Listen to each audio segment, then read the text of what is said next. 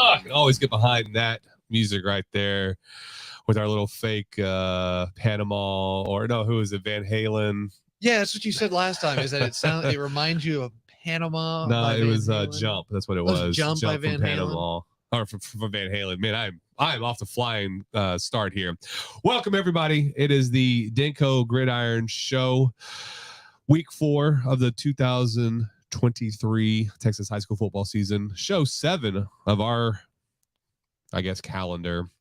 We are live from the Denton Square, right off of Hickory Street.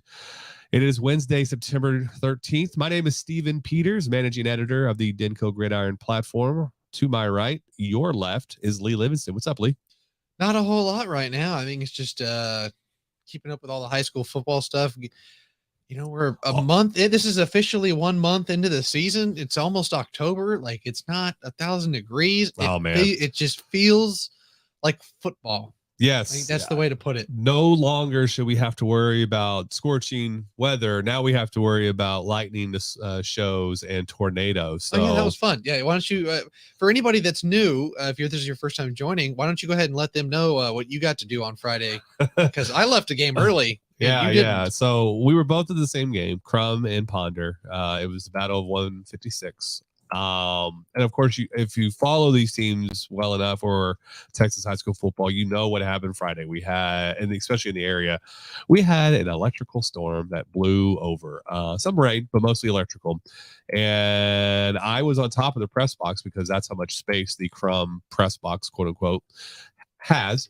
And behind us being me and John Fields from the Denton Record Chronicle, are seeing flashes behind us off the distance, but it's ominous looking, kind of making you like, is that within 10 miles? Was that one within 10 miles? Because that's the radius. It's 10 miles. If there's a strike within 10 miles, football games are suspended for 30 minutes at least until there's no more electrical strikes. Well, that did not happen. The games were pushed. That game was pushed. Most games were called early. Some were canceled entirely, like Argyle and Grapevine, which had, I think, a total of 18 plays run before it was canceled. And then other games, which I'm not going to go harp on again, were deemed draws. So yeah. We sat in the press box for about an hour watching all the lightning that was striking Ponder, striking Crum, basically just bringing down hellfire and brimstone. And you left maybe 10 minutes after the storm started? Or I left maybe 15 minutes? Yeah, I left. I got off the field pretty fast because I was like, all right, I don't really. Well, yeah, we got down from the metal box pretty quickly, too. I was like, I don't want to be out here. Yeah. This seems like a bad idea. And then I was just sitting in my car for like 20 minutes. I was like, just doing stuff on my computer. And then there was a time I was like, there's other people hanging out. We're all just going to wait. And then about 5 minutes went by where everyone had left. And I was the only car there. The wind was picking up. I looked at my phone, and what had originally been just green that was moving on the radar, it turned into giant orange and red. And I was like, I don't really want to drive on the pitch black road that I took to get here. Yeah, we were. I was like, I'm gonna go ahead and I'm gonna beat this. I'm gonna let Steven do whatever he wants to do. But I'm the camera guy. Thanks, buddy. I was like, I'm the camera guy, and my lens is not waterproof. Yeah, none of that. I was like, I'm leaving. I hear you. Yeah, we were cracking jokes about like, what does purple mean on the radar and everything. Yeah. I was just like, well, just be glad it's not black right now, because that means we're pretty much dead. No, it was intense in there. I think at one point there was a pretty strong gust of wind that shook the entire press box. So we're basically just kind of doing this in there, and we're also in metal. That it is grounded, hopefully, or it was grounded. But we're in metal. On top of metal, on top of concrete. So that, it's fun, but that was our Friday night. It was interesting. And that game resumed on Saturday. We were unfortunate to make it back out there. So Potter won that one. Thanks to John Fields again with the stats and info from that game. So yeah, quick things before we get into some news and notes. Social channels, we're on all of them. Threads, if you are one of the few that have remained on that quick flash in the pan. Twitter/X, Facebook, YouTube, Instagram, at DenCo Gridiron. You can find us everywhere that we exist. Also, if you are interested in sponsoring or contributing to the show, to the platform, website, whatever, you can always email us at info@dencogridiron.com. We'd be happy to take your suggestions. We'd be happy to take your sponsorship dollars. We would love to see if there's people out there who are interested in doing what we do on a quasi part-time regular basis. I got spam call from my work line. Suspected robo call. Well, why don't you just delete it? So yeah, follow us wherever and email us if you can. We'd love to hear from you. All right, man. News and notes, right? Yep. We're on to our little news section here. I think first off, Aaron Rodgers, all the Jets fans, I apologize. We're in a high school football show, so I'm not going to dig into that, but I wanted to mention it. I'm sorry for all of you. I'll let you. I find that whole subplot ironic. Whatever, all this hype and everything about won't he stay with Green Bay? Then he gets traded and the ayahuasca and funny. It's just funny how wild things. Dude. He's on something. But it's funny how that all transpires. I never root for injury and everything, but I still find it hilarious that after all that, 4 plays into the season, he's no longer available. Jet, yeah. Well, he's a Jet. Well, yeah, I guess. And he's probably going to retire. That's at least my thinking he would. Anywho, so we're going to go into our news and notes quickly before we dive into anything else. We want to say congrats to our weekly award winners, both on offense and defense. You can find this on our website at DenCoGridiron.com. Recently published, but Tyson Prince for Ponder, Kendall Johnson for Little Elm, Davion Gross, Lone Star, and Brennan Meyer for Wakeland took home the offensive players of the week. Over on the defensive side, Garrett Sims, again, for the second straight week. Dylan Arkansas. Oh, he's from Legacy, by the way. Dylan Arkansas for Denton Ryan. Thomas Jelinek for Wakeland. And Palumi Olin. Oh, I knew I was going to mess this up as soon as I got to it. Olani Pekun over at Geyer. They take home the defensive players of the week. Last little bit. Before after that, we already kind of touched on it. We shouldn't have any weather issues this week. You might want to bring a plastic bag just in case you get some sprinkles for your camera. Might get some rain on Thursday. Thursday won't matter for us, but Friday we might get some rain as well. But nothing like we saw this past week. Hopefully. But what's the old adage in Texas? If you hate the weather, wait 5 minutes and it'll change. Absolutely, that's exactly what happened. It was scorching Friday evening, and then the rains came, and it became pleasant outside of fearing for your life. So it was something else. And then a couple things remaining. 5 teams with open weeks this week. That's all of 6A. So that's Louisville, Hebron, Marcus, and Flower Mound in that district that we cover, as well as Frisco Lone Star. They are off this week after their thrilling walk-off win last week. We already say who we have here. District opens. Oh yes, we have openers for district play. We're continuing with 6-5 AD1 and 3-5 AD1, and now we open up district play for 4-6A and 5-6A. So that's 4 schools that we cover. Again, we have kind of a district outlook on our website at DenCoGridiron.com, where we talk about Byron Nelson, Geyer, Braswell, Little Elm, and what their prospects look like and what they need to do to potentially make the playoffs. A couple of them you can assume and almost write them in as a playoff team. The other 2, there's some work to be done, but there's possibilities. You just have to flip some stuff. All right, Lee, trivia time for you real quick. Oh yay, ask the technical guy. Hey man, you're a smart dude. I am. So I don't put this past you. I think you can name at least 3 of them, but I'm going to ask you, who are the 6 teams that are undefeated in the DenCo Gridiron area? All right, let's go. Number 1 is going to be Frisco Legacy. There's one. They're 3-0 if I'm not mistaken. Okay, you got Number one. 2, Byron Nelson. There's 2. Ponder. They're undefeated. Wait, no. I forgot who won that game, didn't I? Yeah. Well, Ponder won last week. They lost to Dunbar. They lost the week prior. I thought they won that game. I got it. I flipped it. Crumb won. Okay, so you have 2 before. All right. Shoot. There's an easy one that I'm missing. It's on your run sheet right in front of you as well. I know it's on here, but I don't want to cheat. All right, so you got 2. Come on, you can get a third one without looking.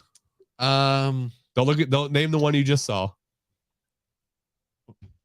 I don't think it's Wakeland. Yeah, well, there's a third one. That's right there in front of me.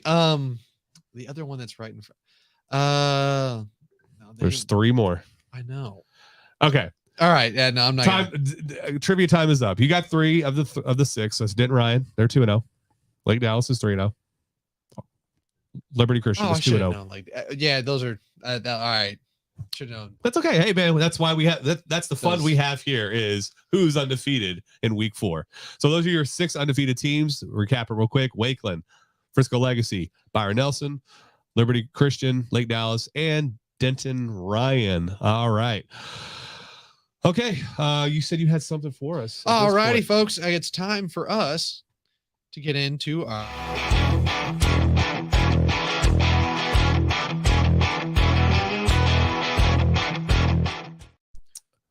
our week 4 breakdowns. I like that. Man, look at you putting together some stuff, making us look like a legit show. I said technical guy.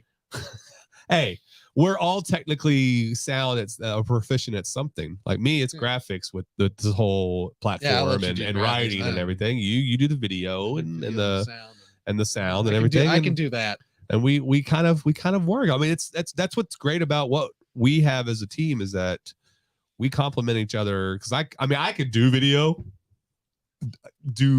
right? Yeah, I know what you mean. You could do graphic design. I can get in Canva. That's about the extent of what I can do. There's the door right there. You get out of here with that Canva business. Oh, you don't like? Yeah, what do you got? Photoshop? Canva to me has made everyone think that they're a designer, and I can like easily pinpoint when a Canva design is made. I'm like, oh, that was made in Canva. I've seen that design before. So it's great for in a pinch, but I think as we get into the whole AI world, that we're losing the ability to do these really awesome creative things and really troubleshoot. Because that's what video editing is. And audio editing, graphic design, or editing. I mean, it's troubleshooting. You're trying to find ways to make something different or better or whatever. So, anywho, enough of my theorizing and postulating. Favorite games this week. We've got a few. They're up on our website as well. We've got 4 that we'll talk. Or how many do we have here listed? 1, 2 listed here, and then we'll talk about our a couple other games and then our game of the week. But let's start it off with our Thursday night game that we'll both be at. That's going to be at the Ford Center at 7 p.m. Wakeland takes on Frisco Reedy. At one point, it looked like we were going to have 4 different types of results for Reedy: a blowout win, a come from ahead loss, and a what just happened to you event, and then not just what happened to you, a comeback thrilling win, only to come back and lose it on the last second. So they had the most roller coastery game I think I've seen in a very long time. Wakeland, on the other hand, has just mauled through its opponents, especially last week with obliterating Heritage 56-21. That game was 42-7 at the half, and Brendan Meyer had 5 touchdown passes at that point.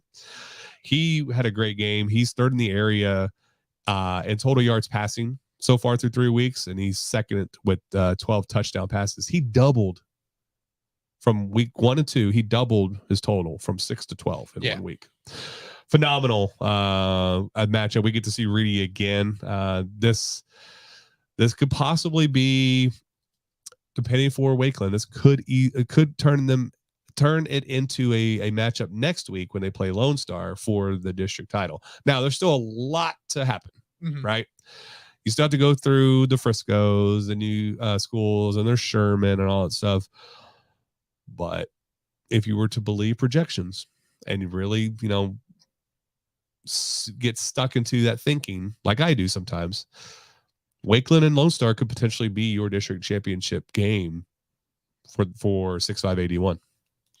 Yeah, and so for me, I kind of look at this game as these 2 teams are coming in having almost flipped what they did in their schedules. They flipped what they did a week ago from what they had done the previous 2 games. Reedy had just mopped the floor with the 2 teams they had played in weeks 1 and 2 in Azle and Denison. They won 37-14 against Azle, 34-7 against Denison. And then they get this Lone Star game. It is tight. It's back and forth. And especially at the end of the game where everything just was off the rails. If you were watching the game or kept up with it, 50 seconds left, they take the lead. It feels like it's Reedy's to get, like it's Reedy's. Yeah. Like they made a couple stops there at the end. And then with 14 seconds left, Lone Star makes this incredible play, or there was a busted coverage. And, Lone Star ends up pulling off the victory on about a 40-yard touchdown pass. And you go to the Wakeland side here.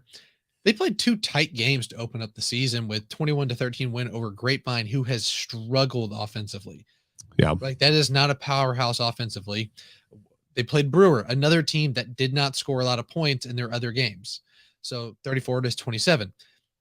And then they just mopped the floor with Heritage to open up district play. Which was, I think, the most surprising result, because Heritage at that point was 2-0. Now, I haven't dug into who Heritage had played. I don't think they've played. From what I recall looking into, I don't think they've played. Heritage has played a very stout schedule, and that's not to knock Heritage or anything. But like, this is just to get to the point of what you were saying, that this game sets Wakeland up in a really good position to play for a district title. But getting ahead of ourselves here, sure. Wakeland feels like a team that could easily win these next 2 games, surprise some people, but could also at the end of the year lose a game. I don't know. This game is really, really important, I think, for Wakeland, and from the aspect of, can their defense stop this Reedy running game? Can they play really physical? Can they slow the pace down? I really want to know if Wakeland plays with a lead. They haven't really run the ball very efficiently, looking into the metrics and stuff. How are they going to actually navigate playing ahead if they do that against Reedy?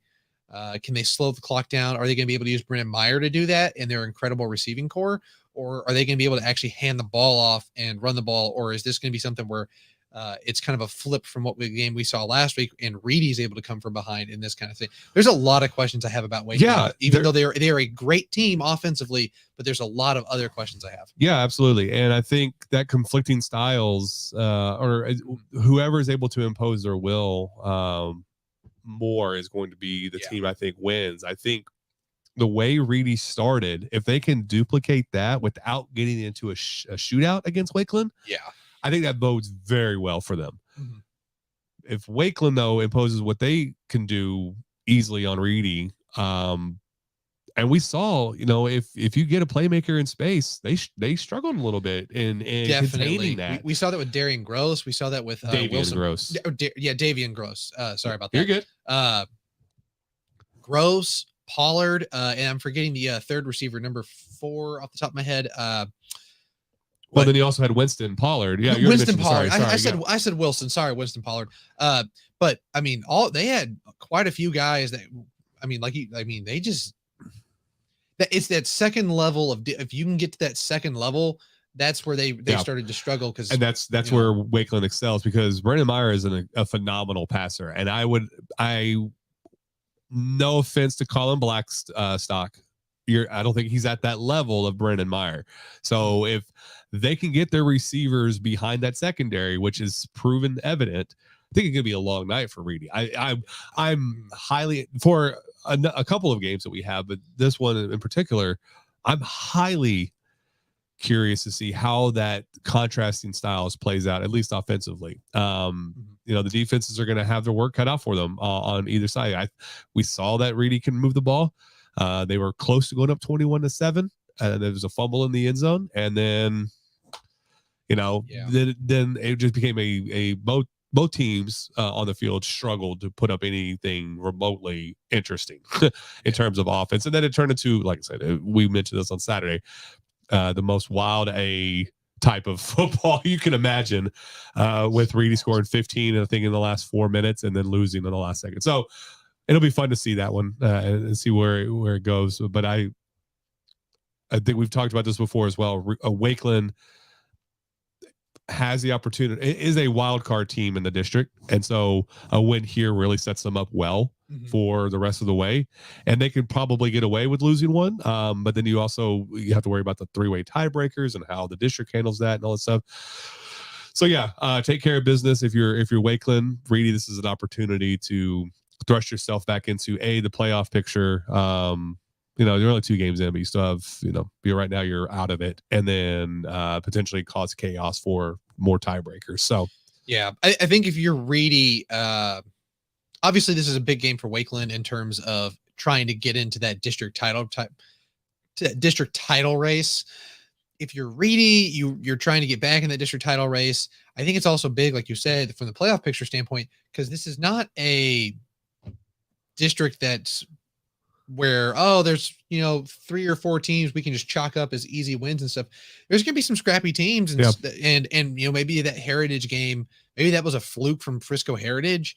Who knows? Like we could have 6 teams in here, and starting 0-2 in any district, whether it's a loaded one or 0-2 in district is not how you want to start. It does not matter how good your football team is, because now you're at a point where by the end of the season where you're starting to feel worn down, any slip up becomes way more magnified. And if you are a playoff team, now you're having to match up against a much tougher seed to start the playoffs. I remember Louisville having to play Allen last year, which was kind of a flip, but Louisville won the district. Allen had to go to Louisville, and you look back at it, it's like that stunk for Allen. Sorry. Yeah. But like that was not a fun game. Oh, heaven for forbid the kids in Allen had to get out of their comfort zone. Oh, I know. It was well, the big thing was it was cold, and Louisville just played their style of football, and it was hard for Allen to get adjusted to that. Well, that might happen again this year. We might see Louisville be Allen in round 1. But yeah, to your point, I mean, there is potential for chaos, and I think the team that kind of lurks in the dark in terms of that chaos is Frisco High. I think that's a team that is not getting as talked about, or at least we don't cover them, so we're not talking about them all that much.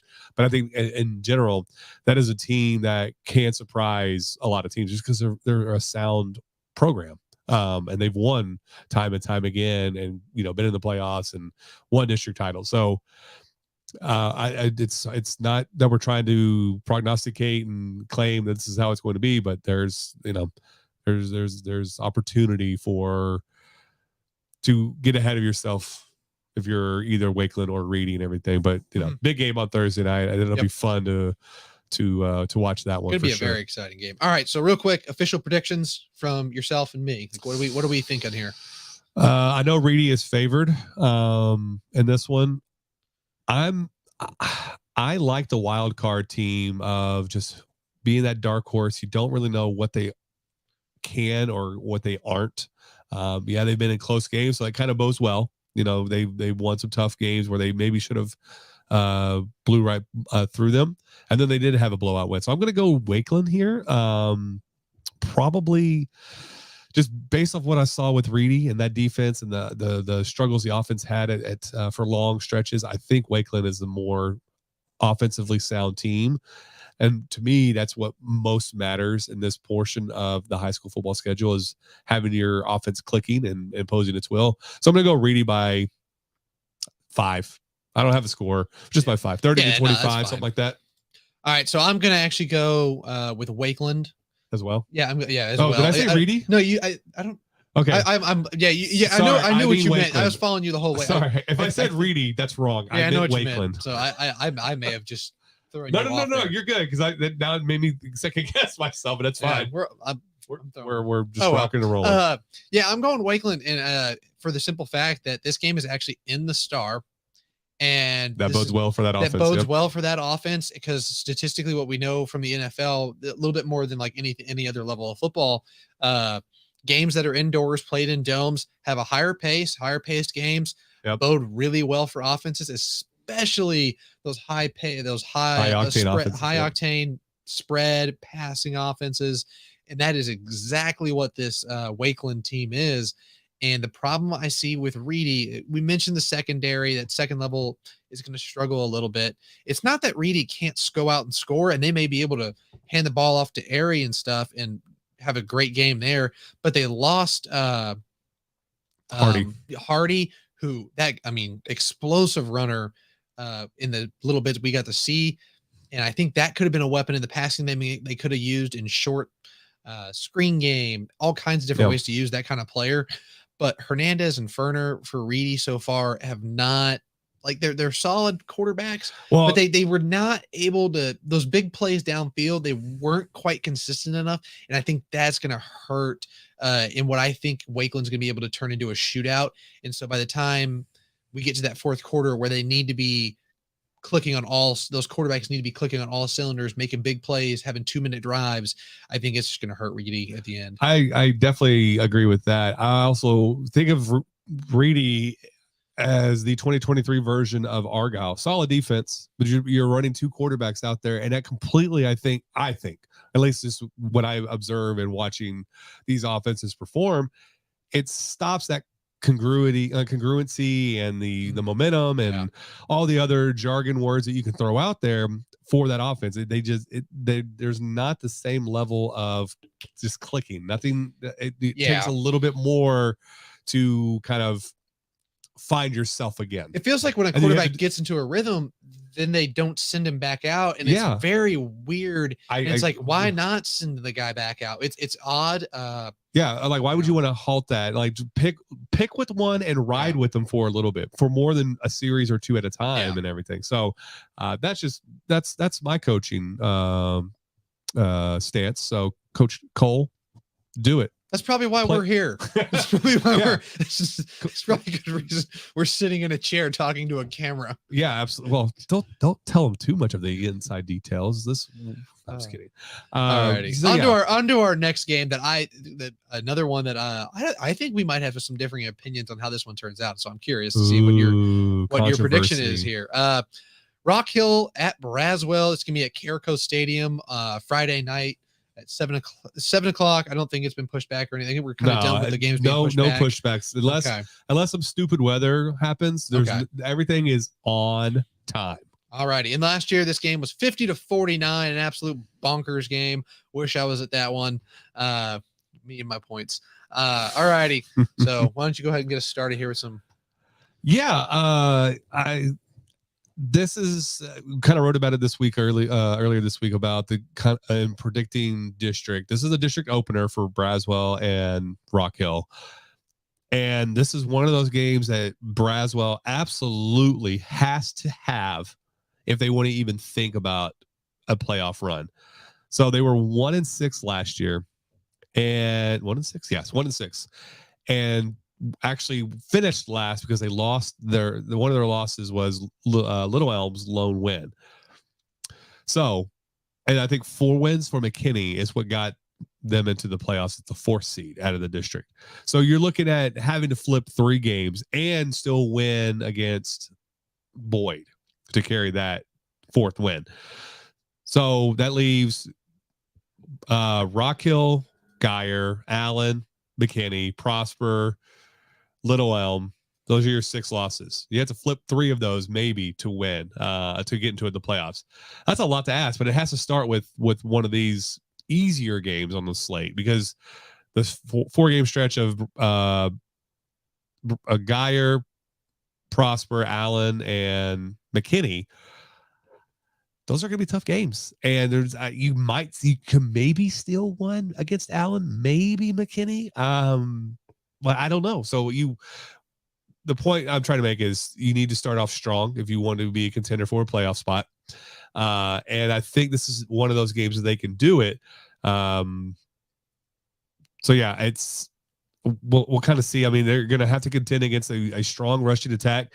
And I apologize, I'm going to butcher this name too, but Victor Chionuma for Rock Hill at 301 yards so far and 3 touchdowns through 2.25 weeks. I mean, something like that.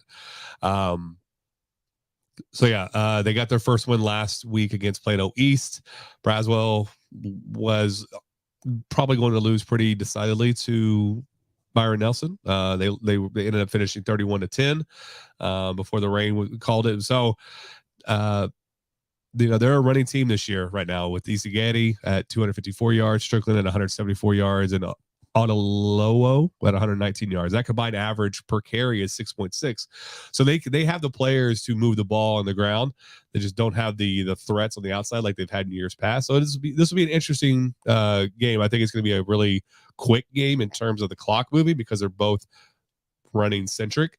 So I don't think we'll see 50-49, but I think we'll see a close game, and I think Braswell does flip this one and hopefully starts off on the right foot going into that tough 4-game stretch. Yeah, I like that take. I like that Braswell. I like that you have Braswell winning. However, I do think that this is a game that Rock Hill is actually going to pull out. I just think that Rock Hill right now has a little bit more efficient passing game. They're getting a little bit better quarterback play from Christian Lewis, who also so far through the season has 131 yards rushing to go along with his 336 yards passing. Now he doesn't have, that's not the most, it's not like you're looking at someone going, oh, wow, this is the monster passing statistics here, but we're close to 70% passing, 3 touchdowns and stuff. So I'm looking at Christian Lewis. Just, this is a guy who's getting it done, doing what he needs to do. And that's all you need, I think, with this rushing attack that they have with Chianuma, who's run for 301 yards so far this season on 50 carries. So I think Rock Hill is going to make it tough for Braswell to keep up in terms of offense. I think they're going to get out to an early lead in this game. And I think that's where Rock Hill is going to actually be able to kind of hold Braswell off. Now, I could be wrong because one thing Braswell has that I think that Rock Hill doesn't is they have more rushing weapons. Yeah. Right? You've got 3 guys that can just come out and kill you. So Braswell could come out here and they can just slow this game down to an absolute halt and just hand the ball off over and over and over and over again. So I think this is going to be a slow-paced game. Easily could see this being like a 20-21 game. And that would be like the high-scoring version of it. I think this is going to be a slog. Yeah, I don't. So I do lean Rock Hill, and I think it's just because of quarterback play. Yeah, where I think Braswell has not quite had the better play that they had in years past. For sure. Yeah, I think that's the one variable where Rock Hill does have it, but I think to me the 3 running backs, and actually I think they have 4 guys who are pretty well skilled with running the rock. Let me look at their stats real quick. So I mentioned the 3. Nicholas Johnson, the quarterback, also has over 100. Yeah, and so that's just on 22 carries. So he's been very good this year. And so it's not that I don't think Braswell is capable of going out and scoring points. What worries me is more it's just anytime I see a team that I see it, so like Nicholas Johnson at 51% completion percentage and 284 yards. It worries me a little bit in the aspects coming out in a district opener. It's like, could that 51% turn into a couple more interceptions and turnovers? Yeah, I think the reason why I side with Braswell is just because that they have 4 people essentially who can run the rock. The quarterback play isn't strong, but I don't see enough on the Rock Hill side that's fair to contend. I mean, the oh my god, what was his name? Victor Chianuma. Yes. I mean, he's put up over 100 yards per game and a touchdown per. But to me, he seems like they're the only weapon. And granted, their quarterback has passed well, but it's not for garish numbers. So yeah, we'll see. I don't see it being 99 points on the board. I think we're looking at maybe within probably a 5-point game as well. I'm going to be really. I'm not definitely going to say it's going to be a 20-point game in Braswell's favor according to Massey Preps or Massey ratings. But I think Braswell just has a little bit more in terms of a offensive edge. But we'll see. I mean, it'll be fun, I think. But back to the point I was making, you have to have this one if you're Braswell. You lose this one, and then you go into that 4-game stretch where you are essentially as prognosticated to do. You'd be 0-5 by the time you get to the last 3 games or 2 games. No, 3. You're It's church. Yeah. All right. So, hey, prove me wrong, Braswell. I'd love to see it. Obviously you're one of our Denton County teams, so I would love for you to go out and get that win. I'm biased towards our Denton County teams. So I think we all are here at our DenCo Gridiron. All right, real quick, we're going to take a quick 30-second break. Everything's bigger in Texas, especially Texas high school football. We're entering our 7th season with the DenCo Gridiron platform. We started this 7 years ago, right across the street at West Oak Coffee Bar. Just an idea to bring content directly wherever you are. Be a part of the community. Join us. Help our contributors to tell the stories each and every Friday night throughout the season. Talking your town, your team. Thanks, John. I do love that video. I don't know why. Just him holding in the sun, holding the cowboy hat. It's in front of the I think I told him to hold courthouse. I think I told him to hold the cowboy hat. We were out there shooting some video for something else. I don't remember what exactly. It was like, hey, why don't you just hold the cowboy hat? It just looks cool. I'm sure he gobbled up that chance too. Oh yeah. I don't know why he had the cowboy hat with him that day. He just did. So fair enough. So thanks, John, for your message there. He's the one who basically set up this whole thing, him and Adam Bodecker, who's now at UNT. But we just want to reiterate, support us if you would like to or contribute. You can email us at info@dencogridiron.com. You can also follow us on our social channels. We're predominantly on Twitter just because that's where most people live right now in terms of social networks. For Texas high school football, that is, whether that's your players or your coaches or team accounts, they're just easier to find and sort out. All right, man. Well, real quick, you can also find us on Instagram as well. Check out some video. That's where we post that's where you can find a lot of our video content. You can check out anything there. Yeah, for sure. So video related stuff's gonna be. We're trying. It's just the two of us doing a lot of this work. So if we slip somewhere, please don't try to chop off our heads. We're doing what we can. This isn't our full-time gigs. This is, for me, something just of passion. Same thing with Lee. He's got 2 part-time jobs that he has to flow through and everything, and also deal with this. And we're trying to make it right. Yeah, we're just having fun. We're just 2 guys having fun. 2 dudes. We're stupid. All right, man. What are some other games we need to watch and pay attention to this week? All right, the first one on the list is actually going to be St. Mark's at Frisco Legacy. Frisco Legacy coming in at 3-0. Ian Polt, the quarterback, has just been on a tear to start the season. He's got 741 yards passing to start the year, 13 touchdowns, has completed, I think does he have touchdowns to, I think it's 8 guys. I think it's 8 total different. He's completed passes to, I think, 10 receivers at this point, and it's 8 of them have caught touchdown passes. Mm-hmm. This dude is finding everyone, and to me, that is something you love to see in a high school quarterback, a young quarterback in general. That's something college quarterbacks don't see. It's complete passes to everyone on your team. It's just awesome to see that. So Ian Polt, I hope that's how we pronounce his name. Polt. Yeah. It is Polt. Okay, good. This dude's tearing it up. St. Mark's coming in undefeated as well. This was a loss for them last year. Mm-hmm. Frisco Legacy, this was a loss for them last year. So this is a big game for them to try to come out and flip this, and they are smashing opponents. I want to point that out too for Frisco Legacy. 42-7 against Dallas HSAA. 55-6. Mm-hmm. 55-6 against Oak Ridge, 38-0 against Irving Cistercian.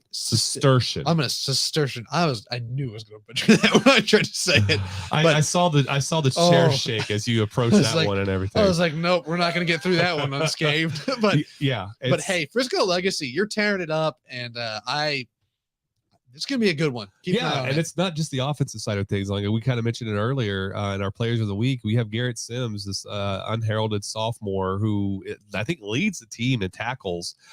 He's made it back-to-back weeks as a player of the week on the defensive side. They've only given up 13 points in 3 weeks. Now that Irvin Cistercian game was cut short because of the storms, but they still were up 38-0 by the time they called it. So they're outscoring teams per game, not just total, per game, 40.7 points per game. So yeah, this is going to be their first real test. It seems like this was a loss last year, but the good thing is even if you do lose, it's not going to count against your ledger. That won't happen until September 29th when they play Frisco. Oh my goodness, what am I saying? Liberty Christian. Right? They're in the same district. No, sorry, it won't. It will be after that. So it'll be October 20th when they play Tyler Grace for their district opener. So it's not like it's going to be a huge deal if they lose, but I think they're going to be a team that really surprises them. A lot of people. They've surprised me so far. I've been so impressed with the offensive turnaround under first-year head coach Doug Hicks. Not anything against Toby Trotter or anything like that last year's team, who was also a first-year coach. But the market improvement on both sides of the ball has just been something of nothing short of impressive. So, yeah, all I can say is looking at this, I think I know what game I want to go to on September 29th. So, I'm jumping ahead, we'll talk about it. I have the schedule. I have the schedule pulled up at the moment, and I will say, you may see DenCo Gridiron at the Liberty Christian Frisco. I'm just gonna look at that. I'm just gonna say you're gonna see me there if he's not. Hold on, I want to look at the other games on that ledger real quick. So just saying, you're gonna watch me in real time look at a calendar. So we have Marcus and Flowerbound that night as well. Alito is at the Colony. That's not good enough. No offense. Think of points. No, I'm just saying. You've won me over. There is no other good game on the calendar that. Let me rephrase that. All games are good games, but there is no game on the calendar that surpasses the potential of that one so far. Now, Fiscal Legacy could also the bed for the next couple of weeks, and that game looks very much unappetizing by then. So we'll obviously talk about it. But yeah, let's pencil in a visit to Comstock Field on the 29th to see the Liberty Christian and Frisco Legacy. There, you won. There we go. Good. I know what I'm doing on the 29th. I like to get my things planned out way in advance. Hey man, I don't blame you. All righty. I don't blame you. I forget what. All right. What's next? Next on the list is Denton Geyer versus Prosper. And as you have it in the notes, it's always a fun game. It's always a weird game. This is always a bizarre. Some weird stuff happens in this game. It feels like it's always like there's like 4 turnovers from one or another. It's always a tight game. There was one time it was 2 years ago in district that Geyer blew them out at CH Collins, and then all of a sudden in the playoffs it was a 1 possession game. Yeah. So this is just a tight weird game. Things happen between these two schools. That's for sure.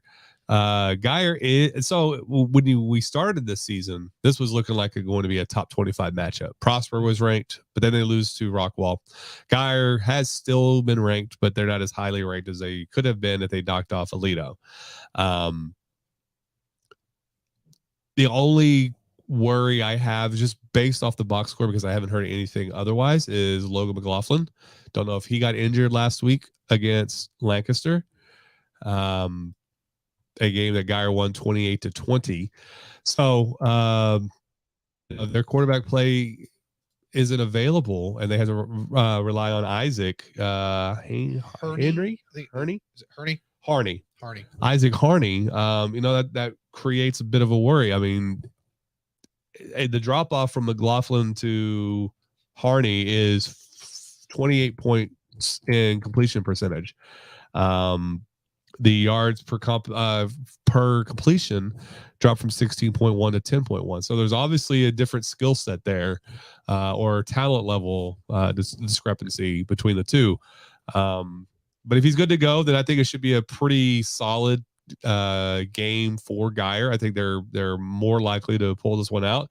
I think they are favored in pretty much every prognostication. So, but yeah, you never know between these two. Last year was a pretty easy game, although Prosper did hold, quote unquote, hold Geyer to its lowest total, its closest win, which was 16 points, and its lowest point total of 2022 over at Collins last year. So you never know. You never know how these are going to turn out, and then what did Prosper end up doing? They end up going to the state semis, I think. Yeah, they went to the state semis. They beat Louisville last year in the regional finals. Yeah, in the regional finals. It was at McKinney ISD Stadium. I was there for that one.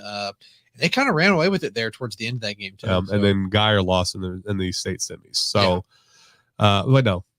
Yeah, it was the state semis. State semis. Prosper also lost in the state semifinals as well. Yeah. So, but they went D1, D2. So that's why they didn't meet. So, this is always going to be fun. Again, just the thing to watch out for is to see if McLaughlin got injured last week or just maybe got banged up and they took him out. Who knows? If Geyer doesn't have him, I think it's a loss on the ledger. That's going to be a tough way to start district because you still have to deal with McKinney and Allen. Don't know what Allen is. They had a pretty big win last week, but 2 weeks prior they weren't that great. McKinney is moving right along as that darling team of 6A or at least 5-6A. So it'll be interesting, I think, over at Children's Health Stadium. Yeah, I think this game's gonna be. I think it's just gonna be a weird one. So now to give Isaac Harney, like we talked about it on our recap show on Saturday, he did just get thrust into things. If that is the case with Logan McLaughlin actually getting hurt, Harney was just kind of thrust into things. He did have 3 touchdowns, no interceptions, but he was 7 of 17 passing, which is not ideal. Which is less than ideal as a quarterback. It's just not going to get it done. 41% passing, and this is against a Prosper team that's got some guys coming back. This is a good team. Now on the Prosper side of things, they've got a really good rushing attack with Nathan Tinbarge and Bryce Robinson. Bryce Robinson leading the way with 232 yards on only 39 carries. So it's a good offense over there in Prosper. The thing with Prosper that kind of makes me more curious about this game and how it could go and makes me have a little bit of faith, or not faith, but I would say confidence. Yeah, there you go. That's the right word. Confidence that Geyer could pull this one off, even if McLaughlin is out, is one, Geyer has a very stout defense. That defense kind of woke back up last week after that Alito game, and Prosper won 42-41 to open up against Euless Trinity, who has not been the Euless Trinity of old. This is a very different Trinity team these last 2 years, and Trinity's lost some of their better players from the past couple of years that they've had. And then that Rockwall game, this Prosper team is not what we thought it was going to be. So I think Prosper and Geyer are a lot more evenly matched. I lean Prosper, kind of like you said you do. Yeah, just because of the quarterbacks. The unknown with Geyer is very weird. And now Harney. So if you are a Geyer fan, Harney could come out and he could play terrific. Just because he has this whole week, you get a whole week game plan and figure everything out. But no Trey Joyner, no Logan McLaughlin. It just feels like and Prosper has all their guys from what I know. It doesn't seem like anyone's out. So I'm leaning Prosper here. Yeah, I'm leaning Prosper as well, just because all the unknown elements about health for Geyer is one avenue. The second thing is that the Prosper can score points. They're averaging 44 points a game this year. Mm-hmm. We've seen already once that Geyer's defense can give up some points to a competent offense. I don't know how competent Lancaster was last week, or if the Geyer's defense just benefited from a touchdown fumble recovery from I can't remember whom. So they got some points on the defense. So if they don't get that against Prosper, they don't make any stops, and they don't add that to the list of McLaughlin, then I think you definitely throw Prosper as heavy favorites on this one. And I think just Prosper would like to get one against Geyer. They haven't won in the last 5 meetings. They were close in what was it? The walk-off overtime touchdown by Eli Stowers in 2021, actually on New Year's Day, as we had that weird, everybody was pushed back for 5A and 6A, if you remember, during that year.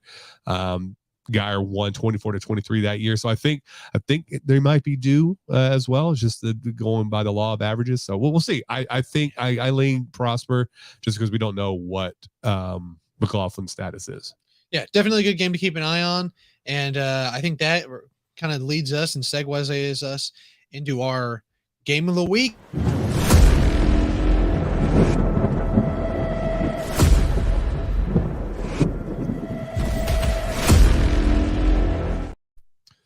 Shout out to Texas High School Logo Project for those helmets. We appreciate that. Yeah, as you saw in the graphic, Aubrey and Panther Creek. Now, you're probably asking, like, why Aubrey and Panther Creek? Well, just because we can. For one, it's 2 DenCo area schools facing off. And that's kind of what we try to do, is get as many. We're trying to cover every team at least once throughout the year. And, of course, we're going to have a game where 2 teams are playing each other from the area. We want to go to that one. So that one's at 7 p.m. Friday at Toyota Stadium. Yep. We were there on Thursday night last week. Kind of an okay stadium to for high school football. It's okay. I love being on the field. I love the grass. The only downside is it is a haul to get up. There's not like a good way to get up and down to the booth. No, they shut a lot down. Yeah, it's a lot different than like the Star or like even AT&T Stadium. Like there's no direct path. Let me rephrase that. There's no direct path for the high school games. When it comes to MLS games, there's much different. Like everything's open and the Wi-Fi works and all that kind of stuff. But when a Frisco ISD game is held there, it sucks. And they only had like 1 or 2 they shut a lot down. They shut a lot down, which is very weird. But it's just frustrating to cover a game. But this one should be interesting. Just for the fact that it's 2 DenCo Gridiron teams and 2 teams that are polar opposites of the spectrum right now.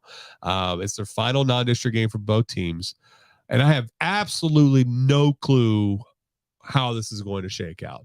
We have an 0-3 Aubrey team, which has not scored a point since its week 1 close loss to Sunnyvale, and we have a Panther Creek team that was firing on all cylinders prior to last week when they lost by 17 to Emerson, which is a really good team.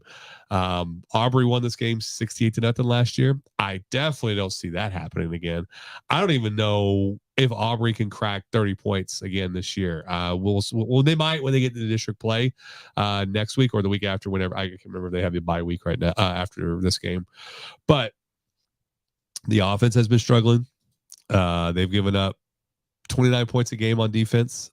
So the question becomes, and I'll throw it to you, do we think that defenses are just solely focused on Emerson Cagle and that rushing attack? Because we know that, where's his name? The quarterback for Aubrey is just not capable of guiding it. Anthony Brumley, he's 9 of 29 so far in 2.5 games, 3 games, for 106 yards and 1 touchdown. That's 31%. So if you can trot out your defense and they throw the ball maybe once out of every 5 plays and they only throw the ball 4 times a game, only one of those is going to be caught essentially and done with. So you just kind of sell out on the running game.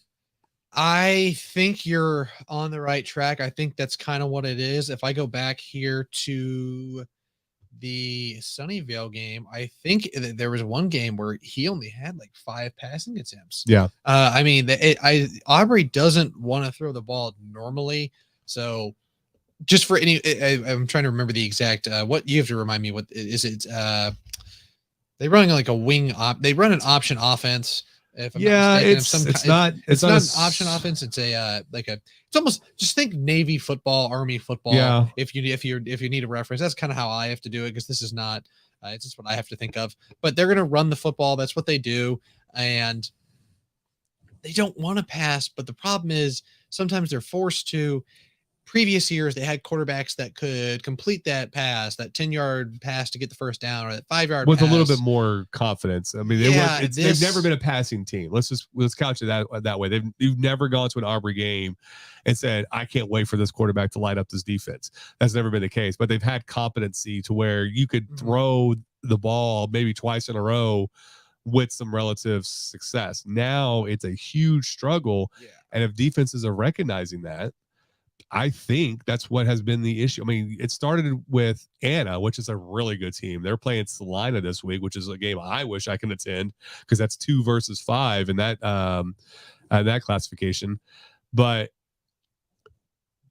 if you don't have a threat of the passing game, you put 11 guys in the box and you almost just leave one receiver solo. And like, hey, if you can get it to him, great. We'll take that L, but come at us.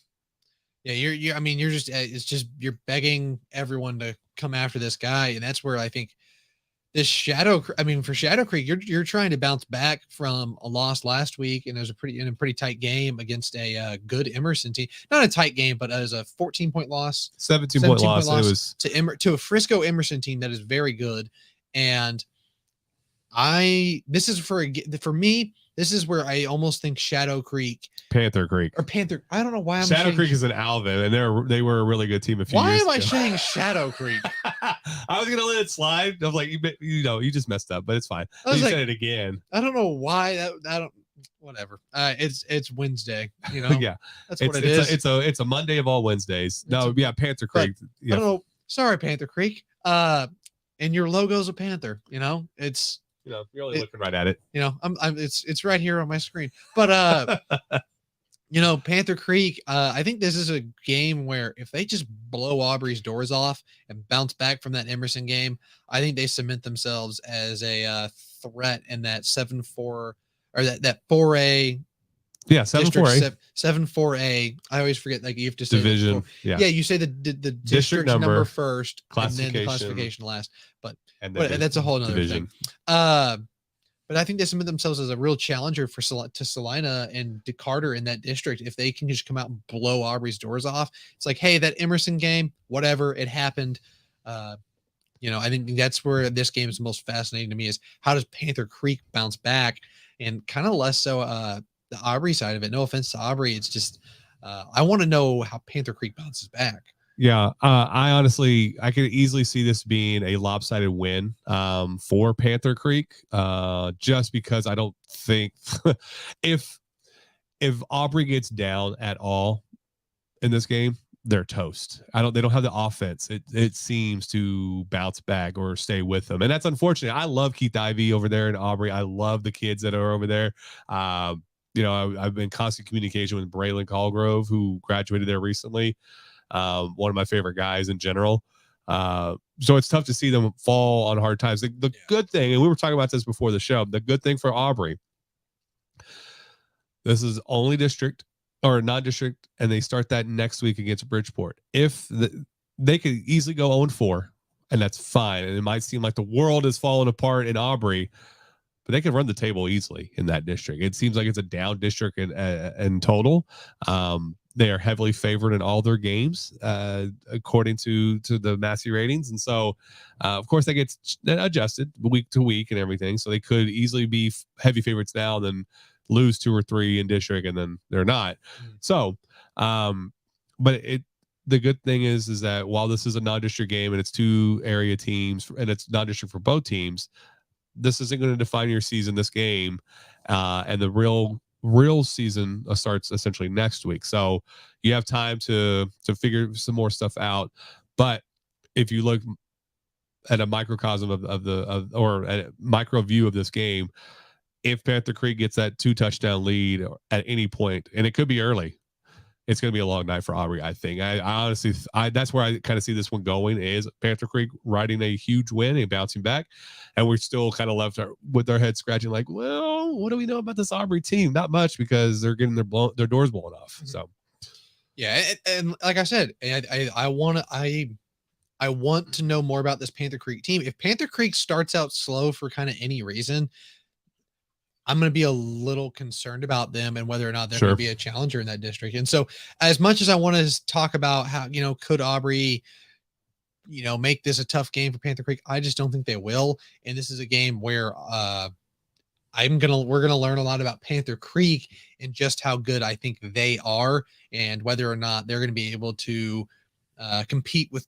if not compete. I think that we've already shown they can compete with kind of anybody to some extent, but if they're going to be able to beat Carter here in a bit, I think it's 3 weeks, and then at the end of the season, that Salina game could be the game of the year for Panther Creek and Salina, because that's going to determine a district champ. So it could. I'm not saying it will, but it just it could theoretically. If we're kind of because I don't see anybody beating Salina up until that game. Yeah, so Salina they are a behemoth this year. They look like they could easily run the table this year. And they are champs. Yeah, this Salina team is the Salina team from a couple years ago. Oh man, yeah. They are 2018 back. or 2017 or something like that. They have come roaring back. They are beating everyone like a drum. So that's where I think I want to know, is Panther Creek going to be able to even stand up to that? So I don't know. For sure.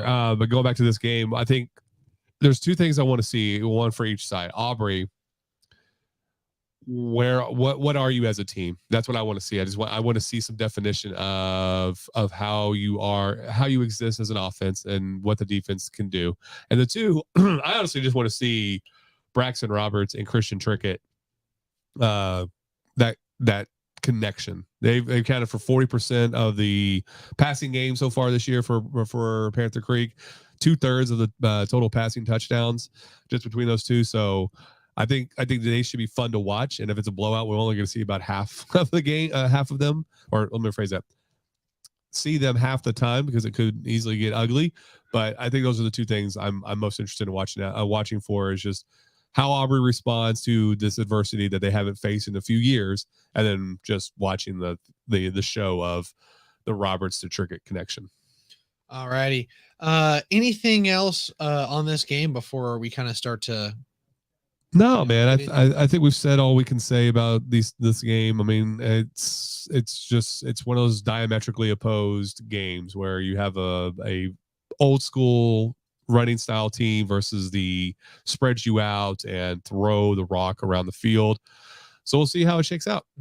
All righty. So real quick, as we kind of start to wrap things up here, be sure to give Steven a follow at IamSpeeders on Twitter, on anywhere else that he's on.